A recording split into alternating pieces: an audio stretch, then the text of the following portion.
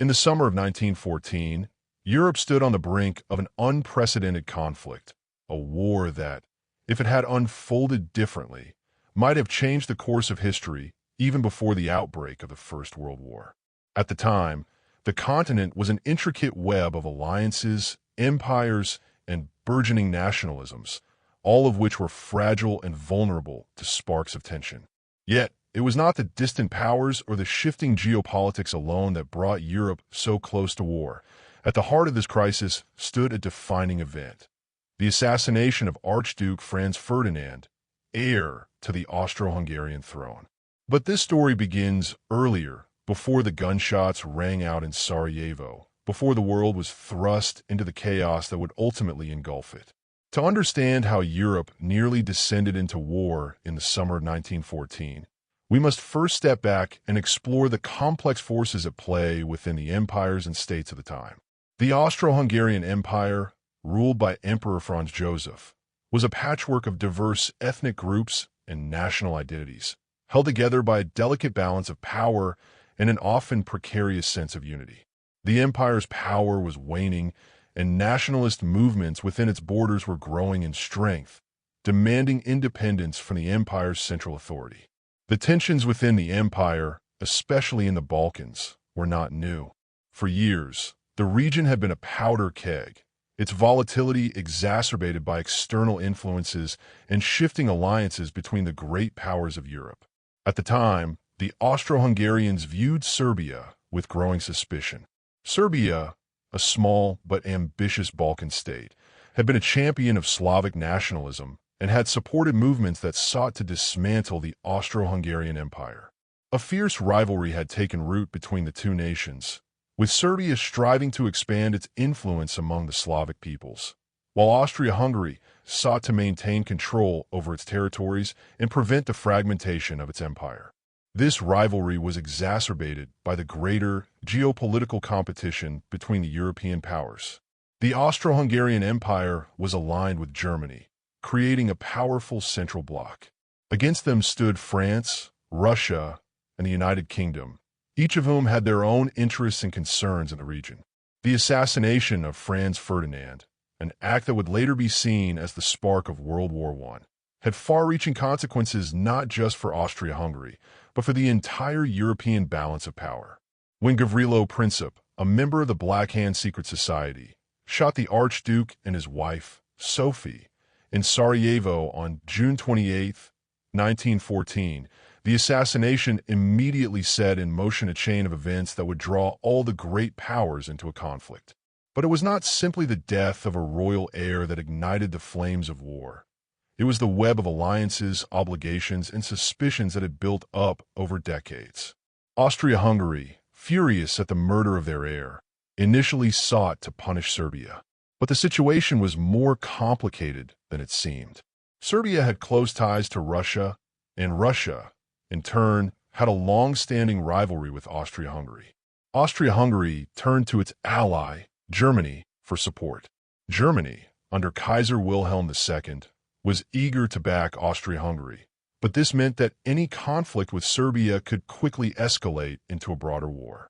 Russia, seeing itself as the protector of Slavic nations, particularly Serbia, was bound by both national pride and strategic interest to support the Serbs. The Russian Empire had its own ambitions in the Balkans, and a war with Austria-Hungary could provide an opportunity to weaken a rival power. As Russia began to mobilize its forces, Germany quickly declared its support for Austria-Hungary, triggering a dangerous spiral. In the midst of this, France, bound by a long-standing alliance with Russia, found itself drawn into the conflict. France had suffered humiliating defeat at the hands of Germany in 1871, and the lingering animosity from the Franco-Prussian War made it a natural adversary to Germany. Meanwhile, the United Kingdom, still the world's foremost colonial power, was watching the developments in Europe with growing concern. Though initially hesitant to become involved, Britain's interests in preserving the balance of power on the continent and preventing German dominance eventually led it to declare war on Germany. Yet, the true nature of this crisis lay in the failures of diplomacy and the breakdown of the mechanisms that had, until that point, kept war at bay. The system of alliances that had been forged in the preceding decades was designed to maintain peace by deterring potential aggressors. But as tensions mounted, it became clear that these alliances had become traps, locking nations into a dangerous game where the slightest misstep could lead to all-out war.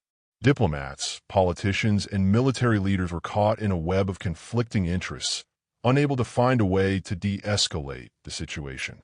While all this was happening in the corridors of power, the public in many European countries was largely unaware of how close the continent was to war. Nationalism was on the rise, and many believed that war would be a way to assert their nation's power and honor. The assassination of Franz Ferdinand had already sparked a wave of anger and vengeance in Austria-Hungary, but it also resonated with the broader European sense of nationalism, pushing nations to take sides. This growing fervor only made it harder for political leaders to step back from the brink as the pressure to act, and to act decisively, mounted.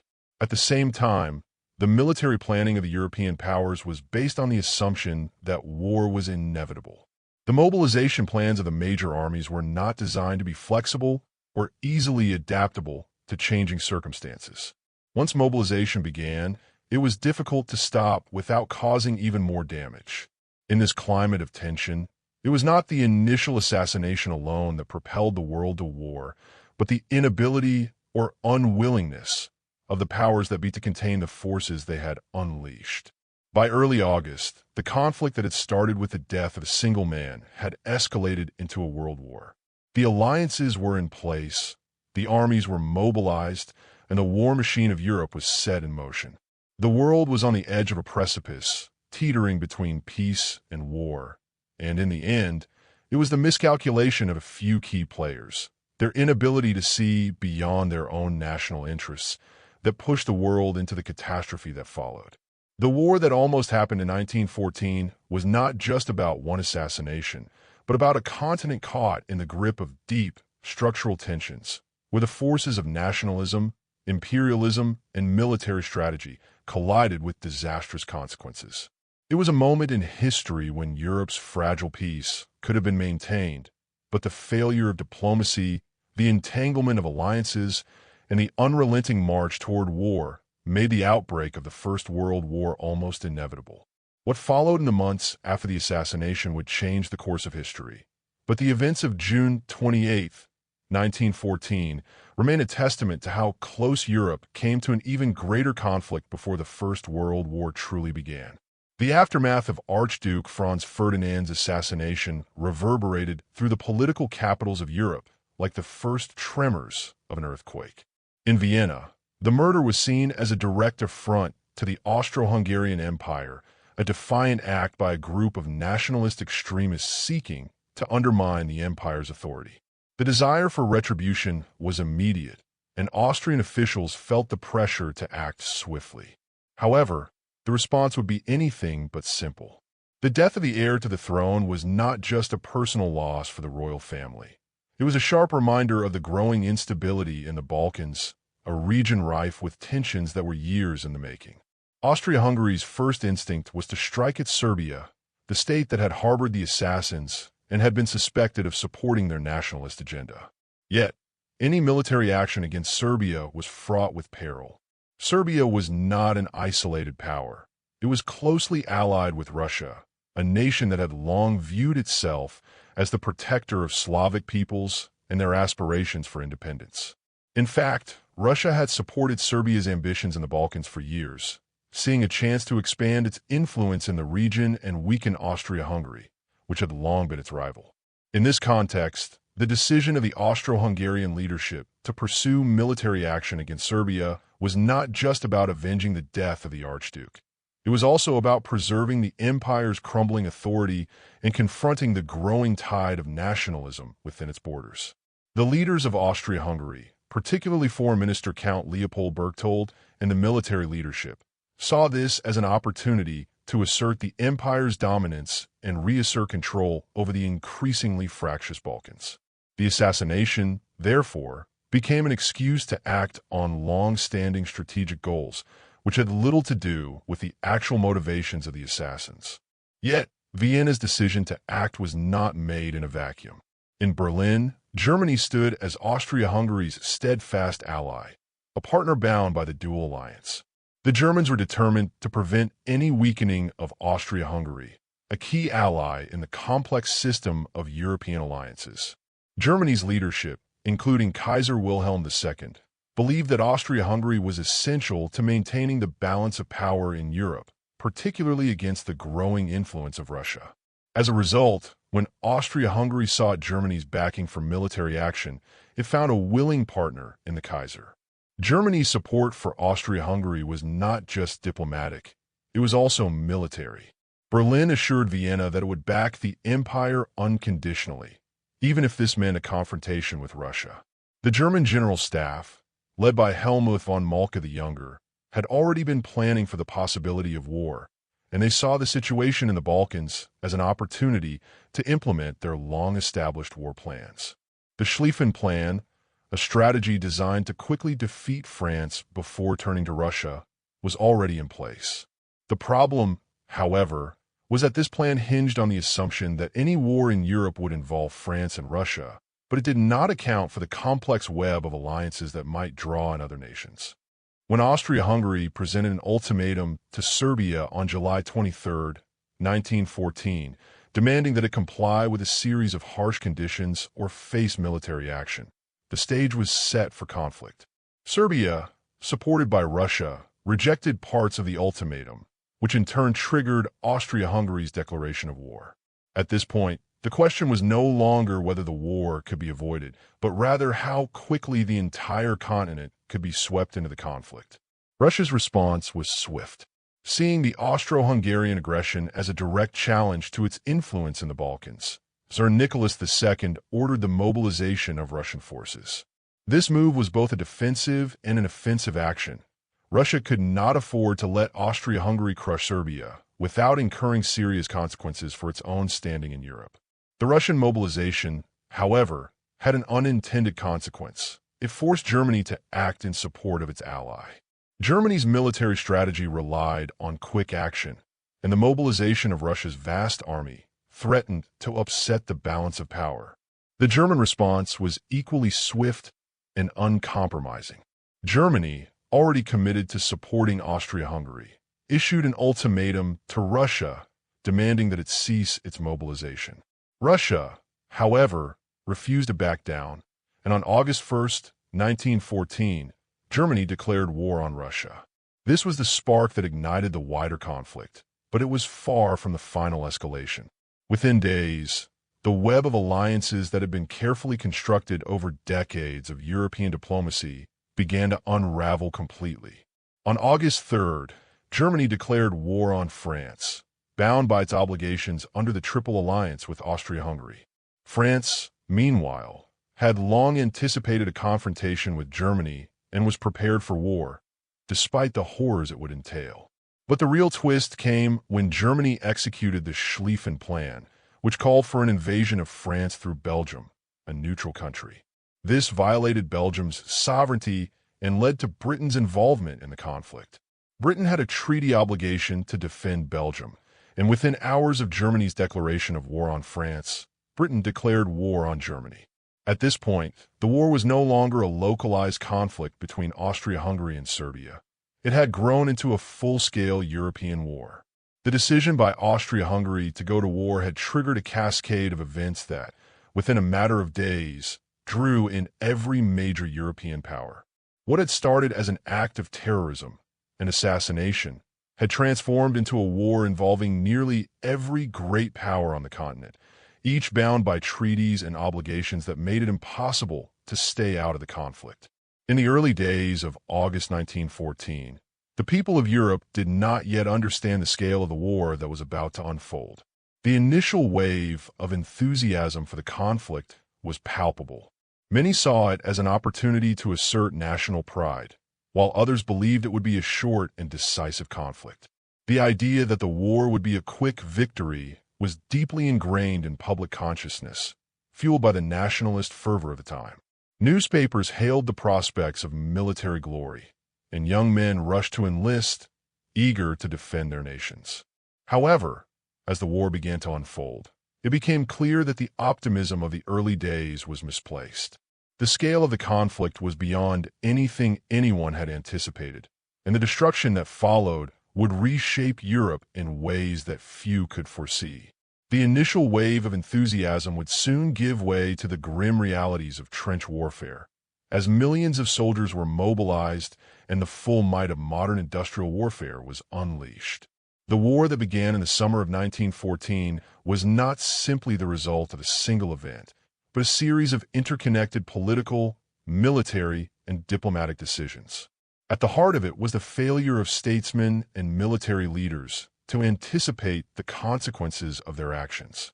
The assassination of Franz Ferdinand set in motion a series of events that, once started, could not be stopped. The alliances that were meant to preserve peace instead became a system of entrapment, pulling one nation after another into the conflict.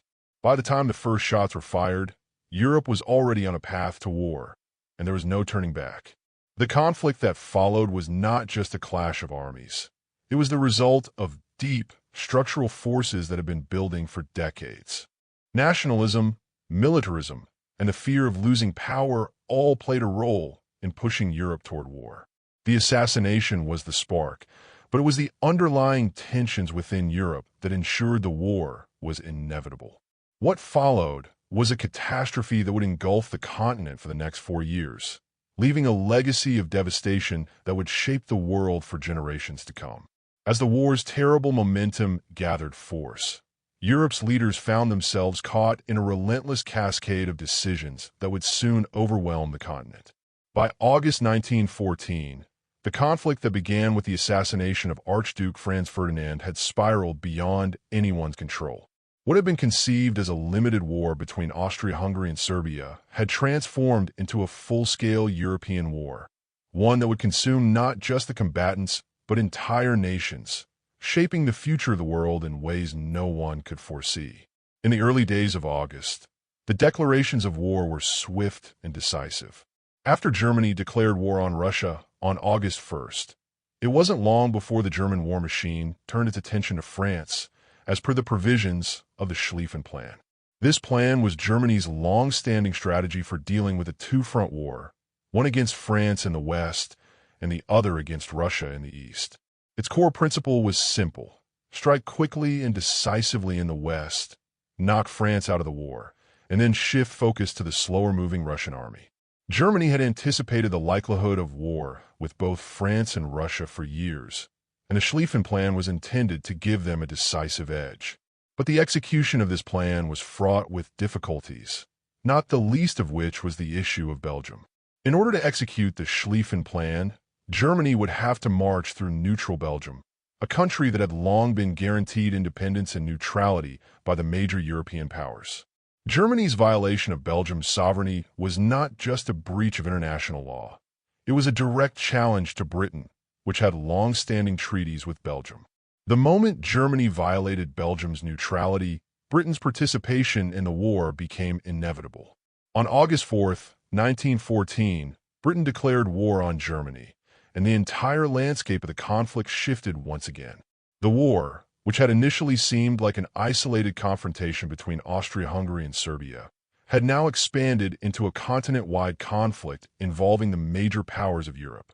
The web of alliances that had been carefully constructed over decades had become the very mechanism that led to war.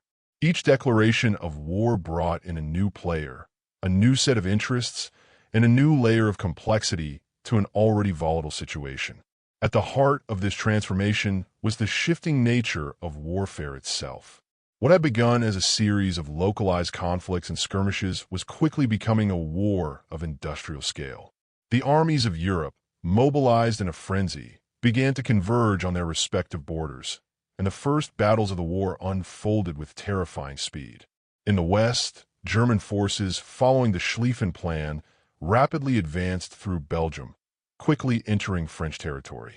The French army, caught off guard by the speed and efficiency of the German advance, was forced to retreat. The early battles were brutal, with casualties mounting by the day, but the Germans seemed to have the upper hand. In response, The French initiated a counteroffensive, hoping to slow the German advance and buy time for the rest of their forces to mobilize. However, the war was not going to be as simple as either side had hoped. The nature of modern warfare had changed. The armies of Europe, while large and technologically advanced, were not prepared for the industrialized nature of the war. Tanks, airplanes, and machine guns, which were still in their infancy, would soon come to dominate the battlefield. But the early days were marked by the horrific effectiveness of entrenched positions, artillery bombardments, and the slaughter of soldiers in the mud of the trenches. Meanwhile, in the east, the Russian Empire was beginning to mobilize its enormous army. Russia, though vast and populous, was poorly equipped and ill-prepared for a conflict of such scale. The Russian military was plagued by logistical issues, outdated equipment, and a lack of modern infrastructure. Yet, despite these challenges, Russia's sheer size and manpower were significant enough to make it a formidable opponent. The Russians, under Tsar Nicholas II, began to push into East Prussia, hoping to tie down German forces in the east and ease pressure on the Western Front. However, the German army, aided by their better training, equipment, and leadership, was able to counterattack effectively. The Battle of Tannenberg, fought in late August 1914, became a symbol of Russian weakness. The Russians suffered catastrophic losses, and the German victory further reinforced the sense of German military superiority. The Russian defeat at Tannenberg had a profound psychological impact on the Russian people. Tsar Nicholas II, already struggling with public dissatisfaction and the weight of running such a vast empire, faced growing unrest as the realities of war set in. The Russian army, despite its numbers, was not the well-oiled machine that the Germans had anticipated. And yet, the war effort continued, as Russia's leadership was determined to carry on the fight, particularly in the face of an increasingly powerful enemy. The first few weeks of the war were characterized by confusion, rapid mobilizations, and enormous casualties, but there was still a belief on all sides that the war could be won relatively quickly. Nationalism was at a fever pitch, and people believed that the war would end in a swift and decisive victory. For many, the thought of war was still romanticized. The horrors of trench warfare had not yet fully materialized, and the propaganda machines of the various countries were working overtime to fuel the enthusiasm for battle. In Britain, the excitement of joining the war effort was palpable. Young men rushed to enlist, eager to fight for their country, and the belief that the war would be short-lived spurred many to volunteer. Yet, the reality of war would soon set in. As the days turned into weeks and the weeks into months, the scale of the conflict became clear. The battlefields of Europe were littered with the bodies of soldiers, and a stalemate of trench warfare took hold. Both the Allies and the Central Powers dug in, and the war became one of attrition. The early optimism was replaced by a grim recognition that victory would come not through quick, decisive battles, but through a long, brutal war of exhaustion. The leadership of each nation faced mounting challenges. As the death toll grew, questions about strategy, resources, and morale became more urgent. The public's enthusiasm for war began to wane, and dissatisfaction with the leadership grew. The war, initially perceived as an opportunity for national glory, was now a grinding, relentless force that threatened to devour everything in its path. For many soldiers, the war became an endless cycle of violence and suffering, while for civilians, the impact of the conflict began to be felt in every corner of Europe. The economies were strained, supply lines were stretched to their limits, and the human cost of the war began to outweigh any initial sense of purpose. As the months wore on, it became clear that the war was no longer just about the assassination of an archduke or the politics of a few European powers. It had become a war of survival, a struggle for national identity, and a battle for the very soul of Europe. The alliances that had once been formed to preserve peace had now become alliances forged in blood. The great powers of Europe were locked in a conflict that would not be resolved easily, and the world watched as the war unfolded, wondering if any side would be able to secure a decisive victory, or if Europe would be irrevocably changed by the violence that had consumed it. By the autumn of 1914, the war that had erupted with such fervor in the summer had already begun to reveal its grim, unrelenting nature. What was once expected to be a short and decisive conflict had turned into a grinding war of attrition, with both sides now entrenched in their positions, locked in a deadly stalemate. The initial wave of optimism had quickly dissipated as the realities of trench warfare began to take hold. Soldiers, once eager for glory, found themselves trapped in muddy, disease-ridden trenches, with no clear path to victory. The war's brutal pace, coupled with its unprecedented scale, began to change the very nature of Europe and its peoples. The Western Front, where the bulk of the fighting took place, was quickly becoming a vast network of trenches stretching from the North Sea to Switzerland. What had started as a rapid German advance through Belgium and into northern France had stalled, despite the ferocity of the battles and the scale of the casualties. The Germans had initially made significant territorial gains, but the French, aided by the British Expeditionary Force, had managed to stem the tide. The Battle of the Marne, fought in early September 1914, was a turning point in this regard. The French, under General Joseph Joffre, launched a desperate counteroffensive that pushed the German forces back, saving Paris from capture and preventing a quick German victory. But this was not a decisive defeat for the Germans. Instead, it marked the beginning of a long and brutal stalemate that would define much of the war. The Battle of the Marne, while a victory for the Allies, was not the end of the conflict. It merely marked the beginning of a new phase. The front lines stabilized, and both sides dug in for what would become the infamous trench warfare. The trenches, with their deep, narrow ditches, quickly became the hallmark of the war. They were not just simple fortifications. They were complex systems of defense, complete with bunkers, barbed wire, and elaborate networks of tunnels. Life in the trenches was nothing short of horrific. Soldiers lived in constant fear of artillery bombardments, gas attacks, and sniper fire. The conditions were appalling. Mud, rats, and disease were rampant, and food and medical supplies were often in short supply. The soldiers were trapped in a hellish existence, enduring horrific casualties as they waited for the next assault. Meanwhile, on the Eastern Front, the war was unfolding in a vastly different way. The Russian army, despite its vast numbers, was struggling to match the discipline and efficiency of the Central Powers. The Russians had suffered several defeats, including the catastrophic Battle of Tannenberg in late August, and their military was ill-prepared for the demands of modern warfare. Their soldiers were poorly equipped, their commanders inexperienced, and their supply lines stretched to the breaking point. Yet, despite these challenges, Russia was not an easy target. The sheer size of the Russian Empire, with its enormous population and vast resources, made it a formidable adversary. The Germans, who were fully focused on the Western Front, found themselves increasingly engaged in the East, where Russian forces were still a constant threat. While the Eastern Front was marked by vast distances and slower-moving battles, it was still a theater of intense and devastating fighting. Russia's initial efforts to push into German territory were quickly thwarted, but the Russian army continued to engage the Austro-Hungarian forces, capturing territory and forcing the Austrians into defensive positions. The war on the Eastern Front, much like in the West, became a war of attrition, with both sides unable to gain a decisive advantage. The Russian leadership, despite internal turmoil and the growing dissatisfaction of the population, pressed on, seeing the war as a crucial struggle for national survival. At the same time, the war was having profound effects on the home front. The initial wave of patriotic fervor that had gripped the European populations in the early days of the conflict was beginning to fade. The realities of war, the constant loss of life, the economic hardships, and the social upheaval were taking their toll.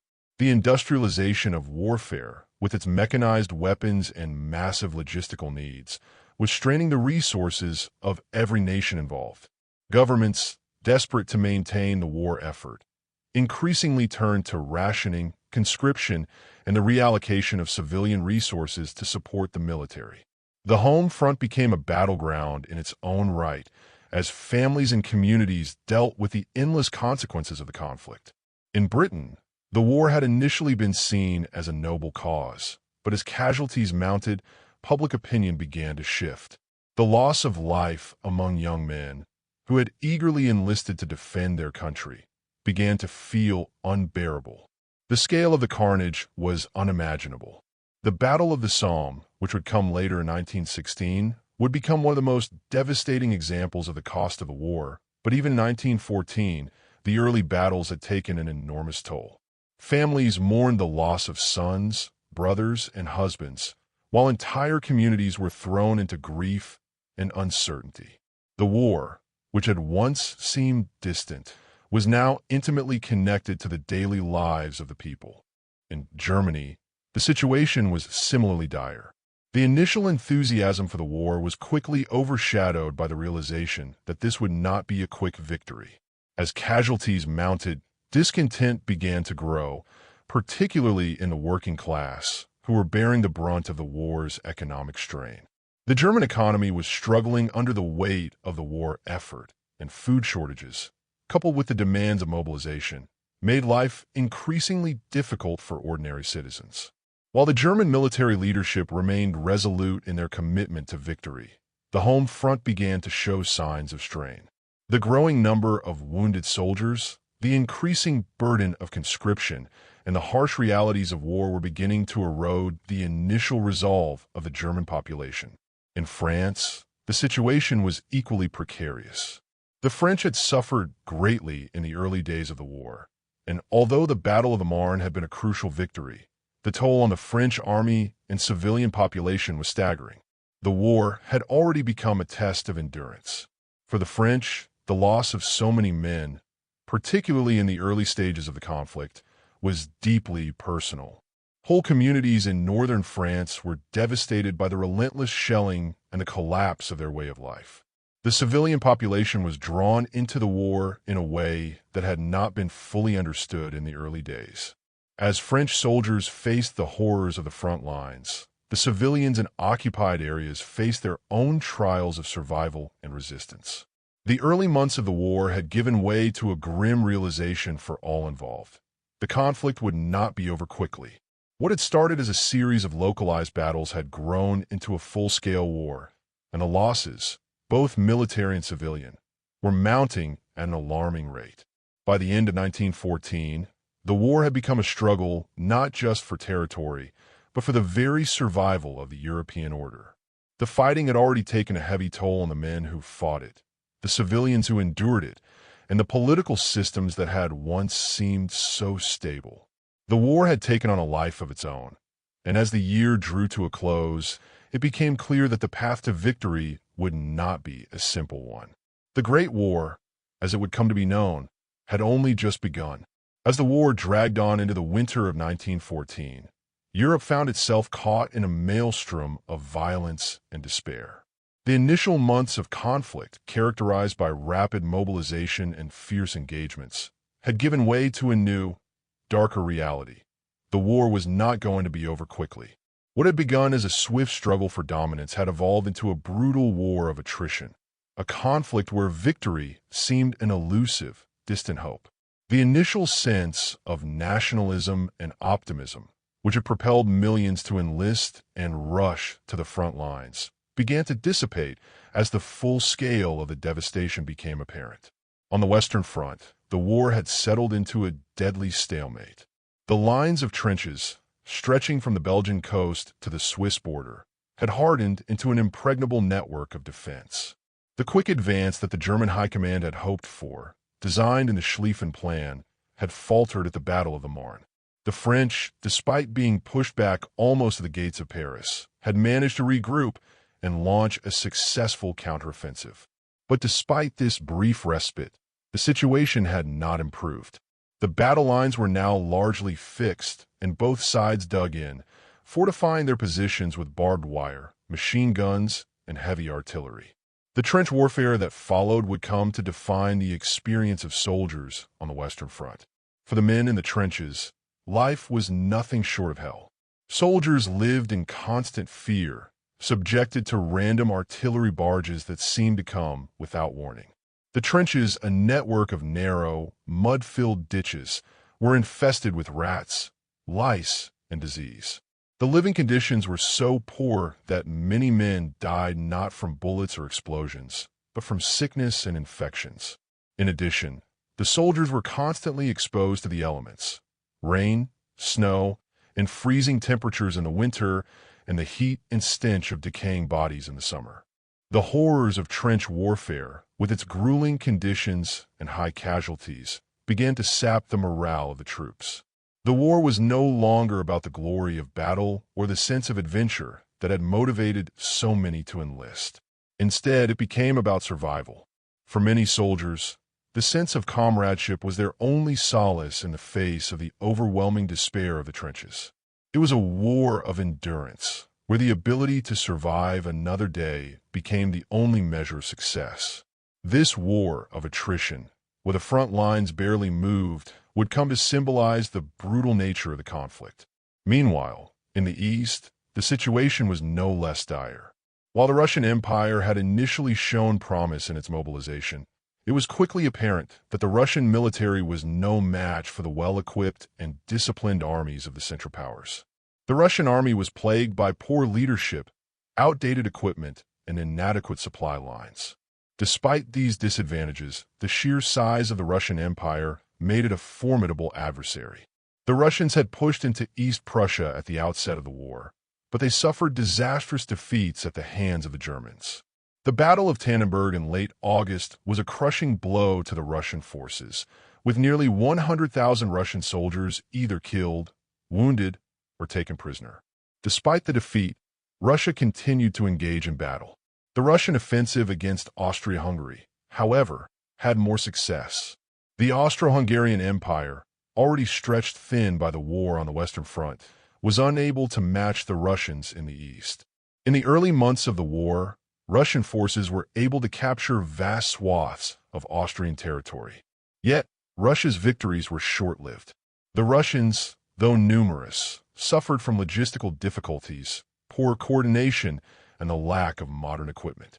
They could not maintain their advances, and by the winter of 1914, the Austrians, bolstered by German reinforcements, launched a counteroffensive that pushed the Russians back. The Eastern Front became yet another battleground of attrition, where the vast distances and slow-moving armies prevented any decisive breakthrough. While the fighting on the front lines continued unabated, the war was having a profound impact on the home fronts. The people of Europe, once united in their enthusiasm for the war, began to feel its effects in ways they had never anticipated. The economic strain was severe. The cost of mobilizing and maintaining such large armies was enormous, and each of the warring nations was forced to reallocate resources from civilian industries to the war effort. Factories were converted to produce weapons, ammunition, and military supplies, and the civilian population faced shortages of food, clothing, and other essential goods. In Germany, the economic burden of war weighed heavily on the population. The country, once a prosperous industrial power, now found itself struggling to maintain its military ambitions. The British blockade, which had been imposed at the outset of the war, severely restricted Germany's ability to import food and raw materials. The result was widespread hunger, particularly in the cities, where rationing became a daily reality. By the winter of 1914, food riots broke out in several German cities as the civilian population grew increasingly disillusioned with the war. The psychological toll of the conflict was becoming evident. While the soldiers in the trenches faced the horrors of combat, the civilian population was subjected to an enduring sense of deprivation and uncertainty. In Britain, the war effort was initially seen as a noble cause, but as the casualties mounted, so did the public's fatigue. The British public, buoyed by patriotic sentiment in the early days of the war, began to grow weary of the seemingly endless conflict. News from the front lines was grim. The war, which had been expected to be over by Christmas, showed no signs of ending. Casualties were mounting, and the heavy toll on young men, particularly from working-class backgrounds, was felt deeply throughout British society. In response to the increasing strain on the population, the British government implemented new measures to support the war effort. Conscription was introduced in 1916, requiring all able-bodied men to enlist, further inflaming public sentiment. In France, the situation was equally dire. The French military had suffered severe losses, especially in the early months of the war. At the Battle of Verdun, which would come later, the French would face some of the bloodiest battles of the entire war. The French civilian population also endured immense hardship, particularly in the areas close to the front lines, which were frequently bombarded or occupied by German forces. Cities, towns, and villages in the northeast were devastated, and the loss of so many men to the war effort left a gaping hole in French society. The French had mobilized more soldiers than any other country at the outset of the war, and the toll it took on the population was enormous. Families mourned the loss of their sons and fathers, and the relentless nature of the conflict began to breed resentment toward the war effort itself. As the war continued, the toll on both soldiers and civilians grew increasingly clear. The hopes for a quick victory were dashed, and all sides now faced a war without end in sight. The battlefields of Europe became a grim reminder of the stakes of the conflict. Each new day seemed to bring only more death, more destruction, and more suffering. The once optimistic belief in a short and decisive war was replaced by the harsh reality of a prolonged struggle with no clear end in sight. The men in the trenches, the civilians on the home front, and the leaders who had once believed in victory were now confronted with a new, sobering question. How much longer could this war continue? How much more could Europe endure before it collapsed under the weight of its own violence? By the end of 1914, the world had already changed irrevocably. The war that had started with such hope and expectation had evolved into a devastating conflict that showed no signs of abating. The bloodshed, the suffering, and the sacrifices had only just begun. What had seemed to be a war for national glory had, in reality, become a war for survival.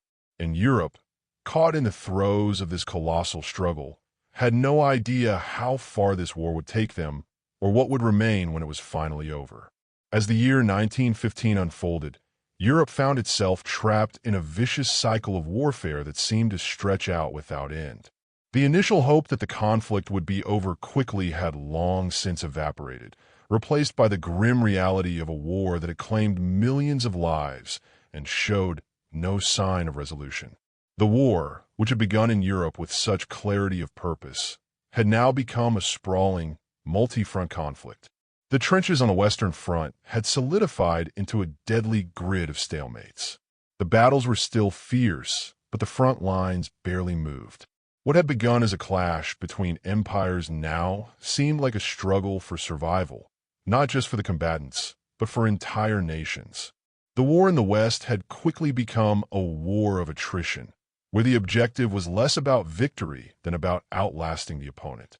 The sheer scale of the slaughter, particularly during battles like Verdun and the Somme, painted a horrifying picture of what modern warfare looked like. The use of artillery, machine guns, and poison gas had transformed the nature of combat. No longer were soldiers able to charge forward with the hope of a decisive victory. Instead, they found themselves trapped in a deadly dance of bombardments and counterattacks, their hopes of breakthrough shattered by the entrenched positions of the enemy. But while the Western Front was locked in this grim stalemate, the Eastern Front presented a more fluid, if equally brutal, battlefield. Russia, despite its early defeats in East Prussia, continued to press the Austro-Hungarian forces. Despite their numerical superiority, the Russian army was plagued by its own inefficiencies. The lack of proper equipment, poor communication, and the ineptitude of many of its commanders meant that Russian successes were often fleeting.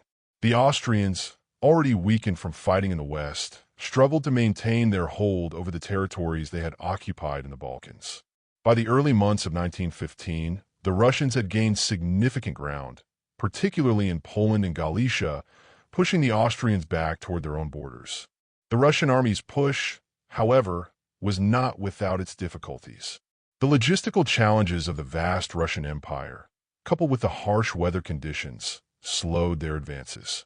The Austro-Hungarian Empire, already stretched thin by the demands of the war, was further weakened by internal divisions. The empire, a patchwork of different ethnic groups and nationalities, had long struggled to maintain unity. Nationalist movements were gaining strength, particularly in the Balkans, where the Serbs, supported by Russia, fought for independence. The assassination of Archduke Franz Ferdinand had acted as a catalyst for these movements, and the Austro-Hungarian Empire found itself battling not only on the front lines, but also within its own borders. In response to the Russian advances, Germany began to provide more direct military support to its Austro-Hungarian allies. The German General Staff, already stretched thin on the Western Front, began to shift its attention to the east, sending reinforcements to help hold the line. The Russian push into Galicia and the Carpathian Mountains was halted, and by the end of 1915, the Germans had regained much of the territory that had been lost. The conflict on the Eastern Front, while still a war of attrition, had become more dynamic. The rapid movements of armies, coupled with the challenges posed by the terrain, made it impossible for either side to establish a lasting advantage. Meanwhile, on the other side of the world, the war had begun to spread to other theaters. The Ottoman Empire, which had entered the war on the side of the Central Powers, opened up a new front in the Middle East. The Ottoman Empire's entry into the war was motivated by a desire to regain lost territories and assert its influence over the Balkans and the Arabian Peninsula. For the Allied powers, particularly Britain and France, the Ottoman Empire's participation was a threat to their own colonial holdings in the region. British and French forces quickly engaged the Ottomans, most notably in the Gallipoli Campaign, which began in early 1915. The Gallipoli Campaign was a disaster for the Allies. The plan, conceived by British and French commanders, called for a naval and land assault on the Gallipoli Peninsula in order to secure a route to the Russian Empire through the Black Sea. The objective was to break the deadlock on the Eastern Front by opening up a supply line to Russia. But the operation was poorly planned and executed. The naval assault was repelled by Ottoman forces, and the subsequent land campaign turned into a bloody stalemate.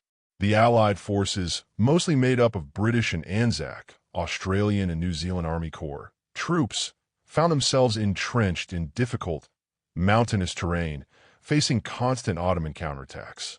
The conditions were horrific, with the soldiers subjected to disease, inadequate supplies, and the constant threat of enemy fire. After months of futile fighting, the Allies were forced to evacuate, having suffered heavy losses. The failure of the Gallipoli campaign was a blow to Allied morale and a testament to the difficulty of fighting a war on multiple fronts. In Africa, the war also took on a new dimension as the European powers sought to secure their colonial possessions. The German colonies in Africa, particularly in East Africa, became the focus of military campaigns by Britain and France. German colonial forces, under the leadership of General Paul von Lettow-Vorbeck, waged a guerrilla war against the Allied forces.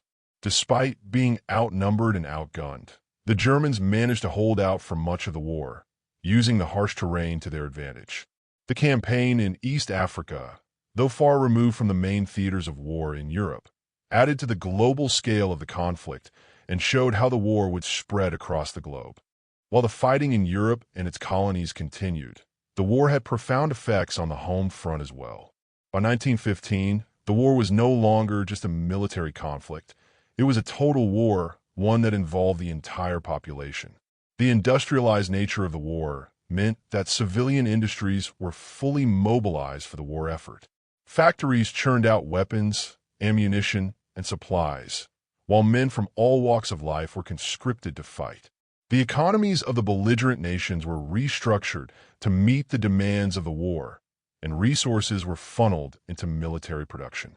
For many people, the war had become an all-encompassing force, dictating nearly every aspect of life. At the same time, the war was taking a toll on the civilian population. The death toll among soldiers was staggering, but the impact on civilians was equally severe. Bombing raids on civilian targets had become more common, particularly as the war progressed.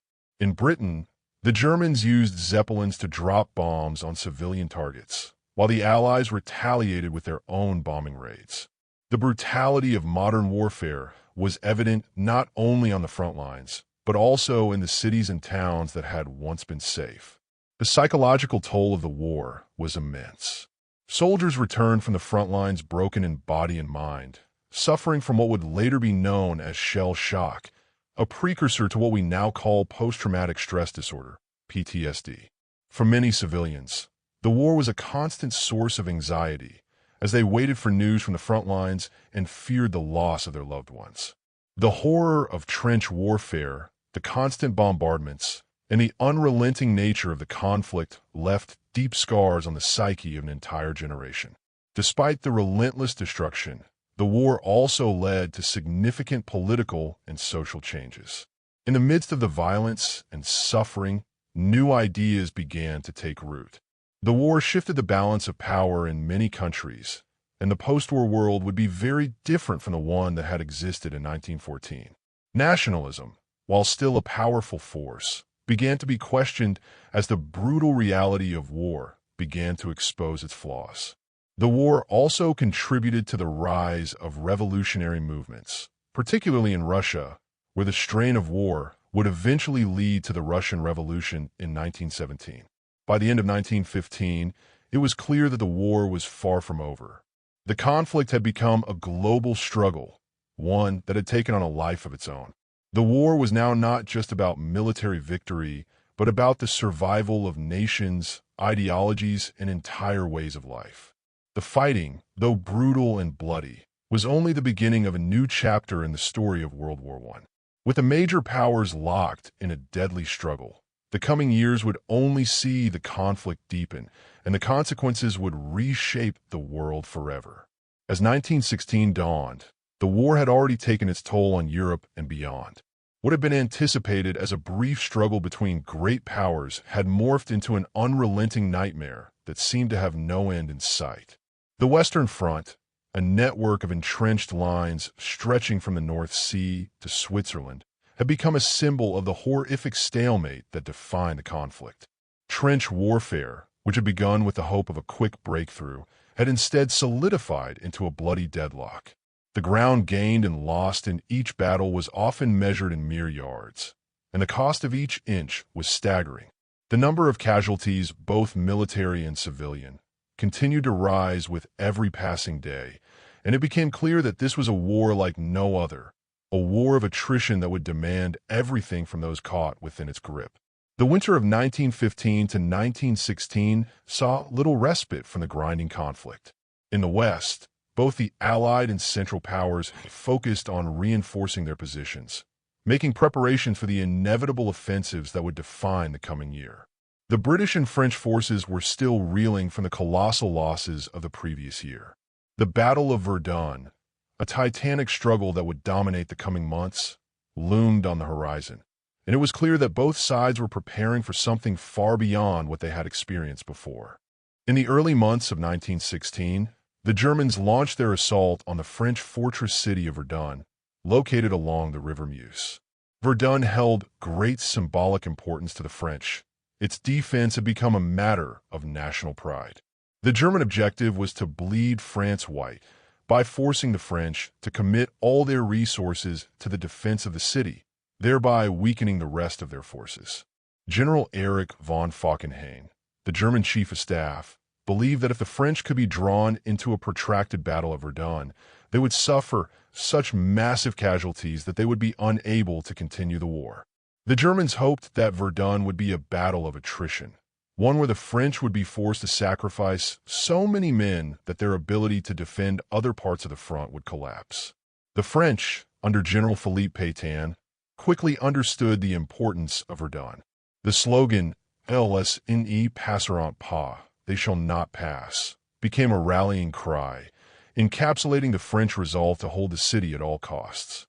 The battle, which began in February 1916, would go on for 10 months, becoming one of the longest and most devastating engagements of the war.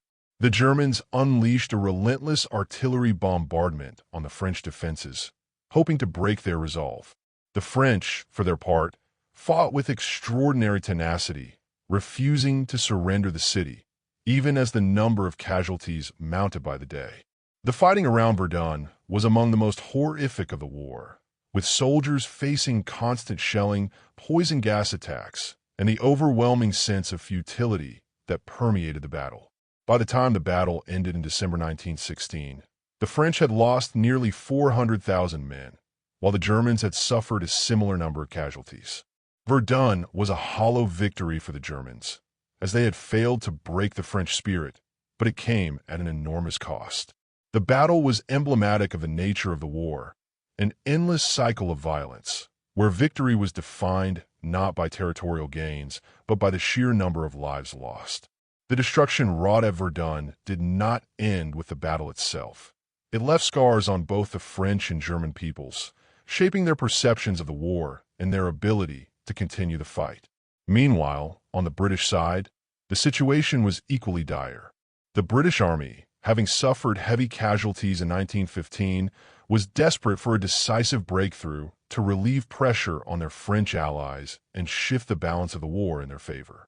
In the summer of 1916, the British launched the Battle of the Somme, one of the largest offensives of the war. The goal was to relieve pressure on Verdun, break the stalemate on the Western Front, and inflict serious damage on the German army. The battle began on July 1st, 1916, with a week-long bombardment of German positions.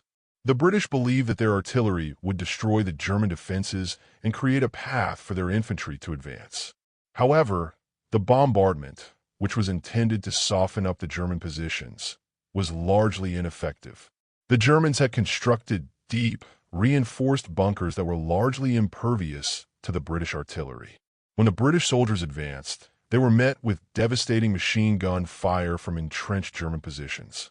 The result was catastrophic. By the end of the first day, the British had suffered nearly 60,000 casualties, the worst day in British military history. The Battle of the Somme continued throughout the summer and fall of 1916, with the front lines shifting only slightly despite the enormous casualties on both sides. The British, with their superior numbers, managed to make some limited territorial gains, but the cost was staggering. By the time the battle ended in November 1916, the British had suffered more than 400,000 casualties, while the Germans had lost around 500,000 men. The battle, like Verdun, was a study in the futility of attrition warfare. It was also a profound shock to the British public, which had been led to believe that the war would be a short, victorious campaign. Instead, the Somme exposed the horrific scale of the war and the immense human cost of modern industrialized combat. While the Western Front was consumed by these massive, grinding battles, the Eastern Front continued to experience its own set of challenges. In early 1916, the Russian army, under the command of Tsar Nicholas II, launched a series of offensives aimed at retaking the territory lost to the Central Powers in the previous year. The Russians, buoyed by their recent successes in Galicia, hoped to keep up the pressure on the Austro-Hungarian forces. However, the Russians were still plagued by poor equipment, inadequate supply lines, and inefficient leadership. Despite these challenges, the Russian offensive made some progress, pushing the Austro-Hungarians back in the Carpathian Mountains and occupying large parts of present-day Ukraine. The Russians were aided in their efforts by the arrival of new weapons, including tanks and aircraft. These technological innovations, however, were still in their infancy and were not enough to overcome the systemic problems that plagued the Russian military. The Central Powers, aided by German reinforcements, were able to mount successful counterattacks, and by mid-1916, the Russians had suffered significant setbacks. The Russian leadership, already weak, struggled to maintain control of the situation, and the empire was increasingly beset by internal unrest. The war was putting immense pressure on the Russian economy, and food shortages were becoming widespread. The Russian populace, already weary from years of war, began to show signs of discontent. This discontent would eventually contribute to the collapse of the Russian monarchy and the revolution that would change the course of history. As the year progressed, the war continued to affect not only the soldiers on the front lines, but also the civilians caught in the crossfire. The cost of the war was being felt by everyone, both in the trenches and at home. In Britain, the cost of living skyrocketed, and rationing became a part of everyday life.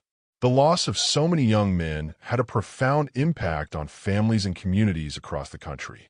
In Germany, the food shortages and economic strain began to erode support for the war. The situation was even more dire in Austria-Hungary, where ethnic tensions were growing, and the war threatened to tear apart the already fragile empire. The brutality of the battles of Verdun and the Somme, combined with the mounting casualties and the increasing strain on national economies, had a profound psychological impact on all those involved. The sense of hope that had existed in 1914, when the war began, had been replaced by a pervasive sense of dread and futility. Soldiers were beginning to question the purpose of the war, while civilians were coming to grips with the fact that they would not be able to return to the world they had known before. By the end of 1916, the war had taken on a life of its own. The major powers were locked in a struggle that showed no signs of abating.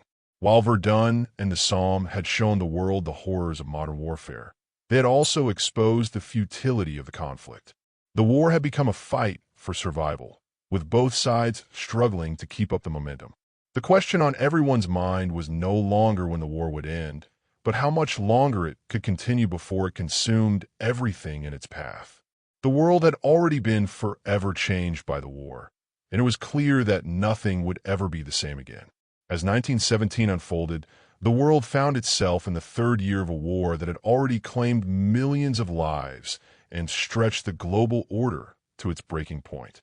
The expectations of a quick victory, held by all sides at the start of the conflict, had long since given way to the grim reality of an industrialized war of attrition.